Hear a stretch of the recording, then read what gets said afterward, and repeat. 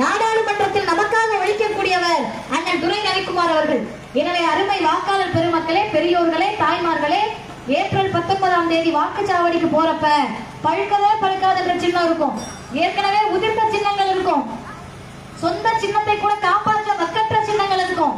ஆனால் ஒரே ஒரு சின்னம் மட்டும்தான் உங்களுடைய சமூக நீதிக்காக, உங்களுடைய இடஒதுக்கீட்டுக்காக, பிற்படுத்தப்பட்ட மிகவும் பிற்படுத்தப்பட்ட ஓபிசி மக்களுடைய இடஒதுக்கீட்டுக்காக குரல் கொடுத்த